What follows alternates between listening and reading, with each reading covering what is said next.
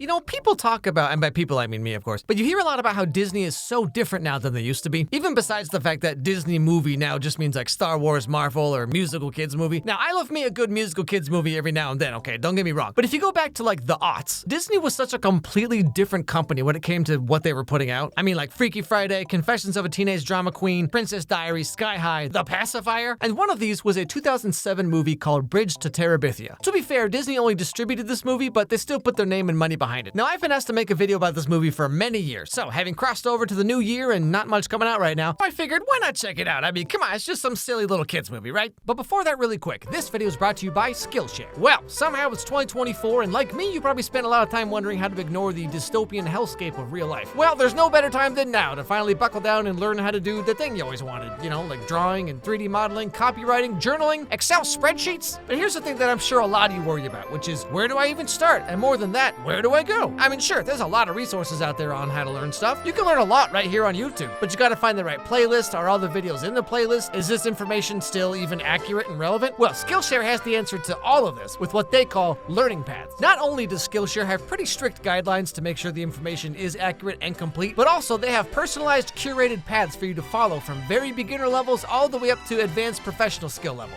So if you're learning this thing and you really want to keep going, Skillshare tells you exactly where to go. So let's say you're watching my videos and you think like, I'd like to learn how to draw or animate something. Well, here's an example for Procreate. You start off with Intro to Procreate, then you start learning about brushes and textures. You keep going with learning abstract art techniques, and then you learn how to make your own brushes, and suddenly now you're combining everything you've learned to full-on digital painting start to finish. Or if you want to get more into the animation side of things, they have a whole learning path just for that. From the very basic essentials all the way to making your own backgrounds, which would sure benefit from the first class I told you about. See, look at that, it's all connected. So if this sounds interesting to you, guess what? The first 500 people who become Skillshare members using my link will get their first membership month completely free. You can do both of these learning paths I just mentioned completely free. You literally have nothing to lose. So click my link down below and get creative today. Okay, back to the show. We start off with our main character, Jess, played by a tiny little baby Josh Hutcherson.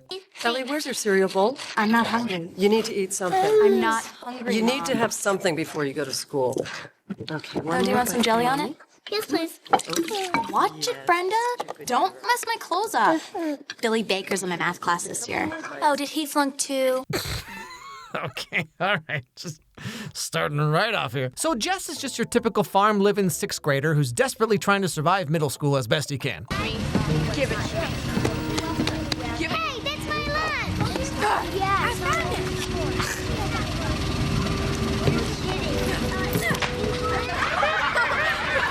Okay, that's enough. Consider it a free lunch program, farmer boy. Okay, hold on a second here. You're on the same bus. That means you must live in like the same general area, right? Who do you think you are? And hey, nice bangs, by the way. What'd you cut him with, a lawnmower? So the movie really wants us to know that Jess is just having like the absolute worst middle school experience, which is actually the default middle school experience. No electronic devices. Be forewarned. If you download any essay off of the internet, you will be downloaded into detention. Yeah, okay. All right, good one, Teach. Beep, beep, beep, beep, beep, beep, beep, beep, beep, beep, beep. Know what that is? My loser detector. Oh, that's the best you could come up with, huh? So rudely interrupted. Sweet sneaks, Aaron's. You wear your sister's hand-me-down underwear too?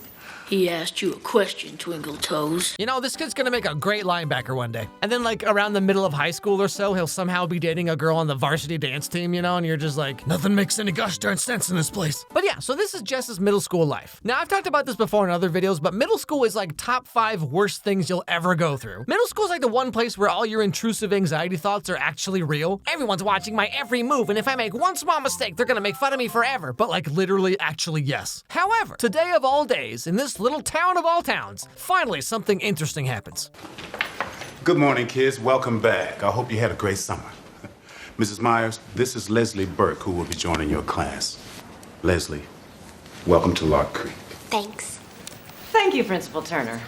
So this is Leslie, the new girl in school. And like, can you imagine being the new kid in middle school? I barely survived being around the same kids I went to elementary school with, but having to start over in middle school? I'd rather die, sir. You have like $2 after all, but hey, I'm doing okay? Excuse me. Got $1? No. Then you're gonna have to use your pants. What's your problem? You got that backwards, freak. You got the problem. Ah yes, using the classic Nestle tactics, I see. Oh, what's that? You need water to survive? Well, Guess you gotta pay for it then. so later that day, there's a big foot race for some reason, and Leslie ends up winning and beating all the boys, including Jess, and apparently this race was something he's been training for like months, so he's kind of upset about it. Jess, did you win? Hey, Jess, right?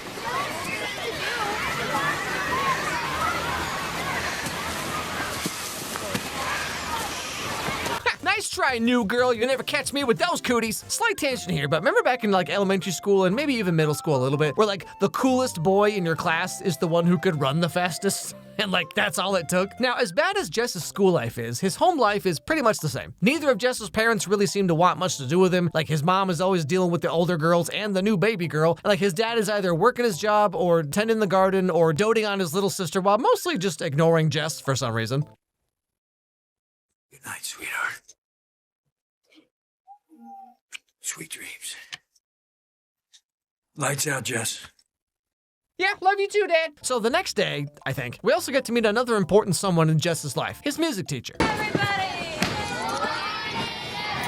Aren't you glad that summer's over? No! I am. Come and get your instruments. Can I do woodblock?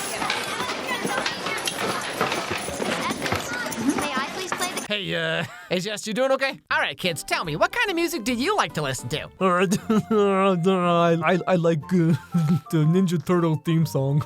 But hey, jokes aside, I get it, my dude, okay? I tell you right now, if I had a teacher like this in middle school, that would have been the peak of my entire life right there. So yeah, Miss Edmonds is kind of like Jess's one oasis in the tumultuous swamp of his life. But also, as the days go on, Jess is starting to see that there's a little something kind of sort of different about this new girl, Leslie. I want to share this composition for two reasons.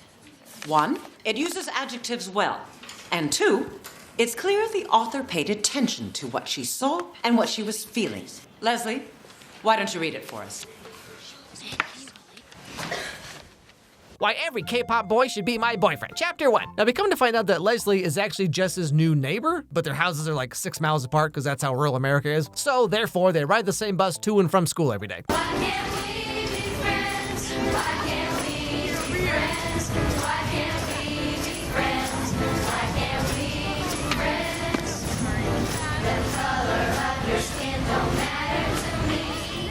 Hey Jess, you want some of the worst gum you'll ever have? Juicy fruit, fun for 5 seconds.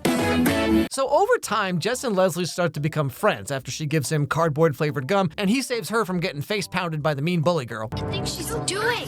Jess, the vegans will kill her. Do you have a death wish? The back rows for 8th graders. That's right, Beanpole. Move it. Out of my way, farm boy. And so one thing leads to another, and they end up hanging out after school because neither one of them really wants to go home, like, ever, but especially right now. And then they run through the forest around their houses for a while with the shirts around their waists, like, triple knotted, I assume. How are these not falling off right now? What are you doing?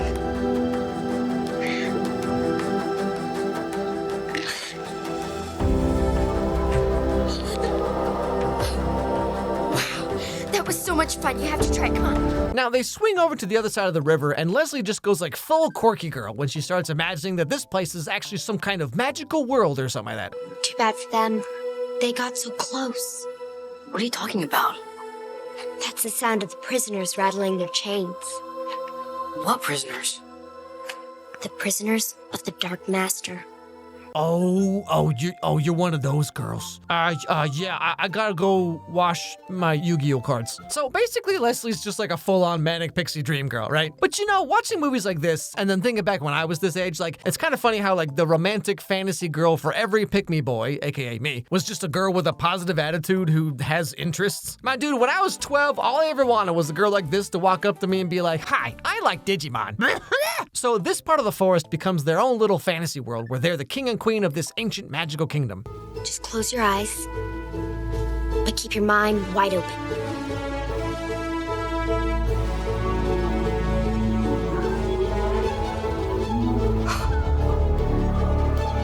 Wow. Terabithia.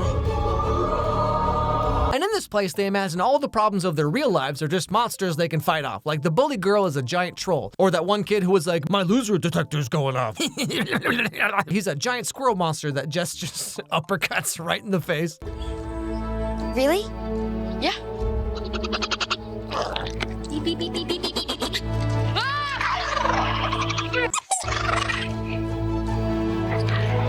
You know, the kind of place where bullies, teachers, parents, no one can tell them what to do. Now, as they keep hanging out and building this world, we learn that Leslie's parents are writers, and when they're buckled down writing a new book, they pretty much just completely ignore Leslie for days or weeks at a time. Where's your dad work?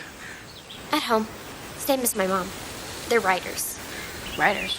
What do they write about? Well, my mom got famous on Wattpad a couple years ago for writing a book about every member of BTS falling in love at the same time with Judy Hopps from Zootopia, instead of me, if you can believe that. So the movie kind of goes on like this, with Jess and Leslie becoming the best of best friends as they rule their magic kingdom of Terabithia together. It's nice to meet you. Thank you. You too. So, are you and your family getting settled in okay? Yes, ma'am. That's nice. See you later. Not too late, okay, honey? Weird and weirder. Jess also just like randomly decides to adopt a dog one day and give it to Leslie, and somehow they're swinging back and forth on the rope with this thing. I gotta call shenanigans, okay? Now, as they defeat the monsters of Terabithia, this also bleeds over into the real world. Like, they defeat the bully girl by writing her a fake love note from the coolest boy in 8th grade. And then letting that play out. I got your note. That was really sweet. I'm saving these two seats. For who? Willard Hughes is gonna ride Janice home today. He's gonna what? Well, you better tell Willard that, because it looks like he's heading home in his own bus. Or like they become more friendly with Miss Edmonds so the other bully kids won't mess with them before or after school. And suddenly Jess is looking over at Leslie kind of like, hey, you know, maybe some girls don't have cooties. And he spends all of his time drawing and painting monsters and magical things for Terabithia, until of course his sister has to come along and just ruin everything. Maybelle? It wasn't me. It was to you. Can't prove it. Daddy. Sweetie, is he picking on you? She was in my stuff. What stuff? Your stuff, huh? Let me see that. Uh-huh. Mm-hmm. Son, what the heck is BTS doing to Judy Hopps in this picture? Now, one Saturday, just randomly out of nowhere, Jess gets a phone call from Miss Edmonds. Wait, who is this? I know it says Saturday, but it's your teacher, Miss Edmonds. Planning on taking my nephews into the city to the museum. And my sister changed her plans last minute, so I had a thought.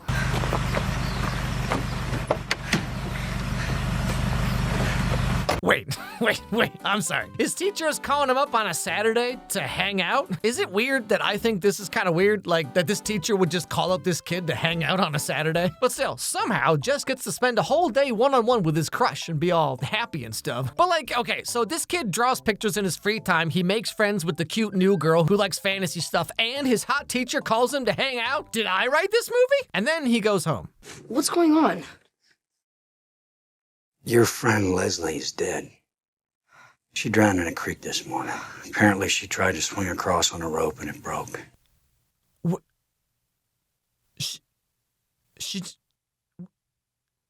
This just came out of nowhere. No buildup. There's nothing. Just this insane tonal shift. His best friend Leslie just dies. And like, you'd think this would be the end of the movie, but there's still an entire third of it left as Jess tries to understand what happened and why, and just that like this is his life now. I'm sorry to bring Leslie back home. So let's serve it.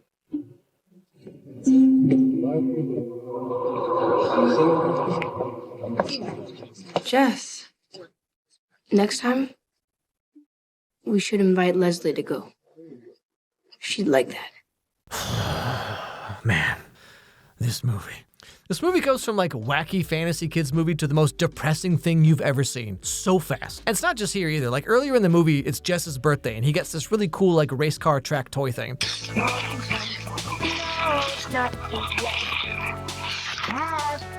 It's cheap junk. No, it isn't. I love it. How can you love something that doesn't even work? I don't think we have the hang of it yet, Dad. You know what? Keep the box and we'll see if we can take it back. You know, being a middle child myself, this part hit me so hard. Jess never gets anything of his own. He shares a room with his sister, he has to wear his older sister's shoes, and finally he gets his own toy on his birthday And after like 5 minutes, his dad's like, "This is stupid, I'm getting rid of it." Man, this movie is hard to watch sometimes. And so, at the end of the movie, Jess finally understands that Leslie is never coming back and decides to build a bridge across the river, a bridge to Terabithia, and brings his little sister to show her this magic world that he and Leslie invented. A world where all his problems are just monsters he could fight off, where his hand-me-down shoes and his dirty clothes, like, none of that mattered. A place where Leslie's parents didn't ignore her and Jess's dad couldn't yell at him. It was a place where life wasn't quite so hard, and growing up wasn't so scary. See ya! Yeah, see ya.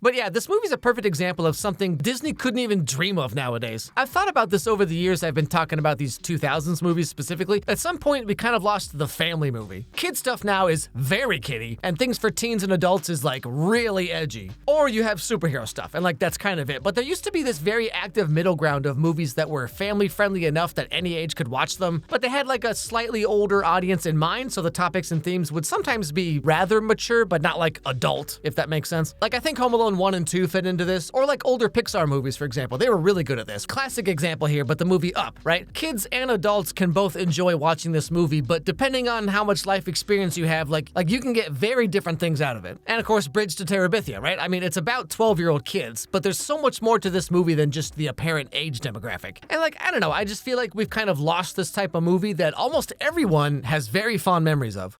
Hey everybody, thanks for watching this video. If you liked it, please watch another one, because that's how the algorithm works. So click on this one that's being recommended to you right now, right here on the screen. It actually helps a lot if you do that, because like that's how YouTube knows that my videos are worth caring about. Also, if you have any movies or TV shows you'd like to recommend, send me an email at alexmeyerscontact@gmail.com, and I'll put them on my absurdly long list of movies that I need to get to at some point. Anyway, hope I made your day a little bit better, and I'll see you all next time.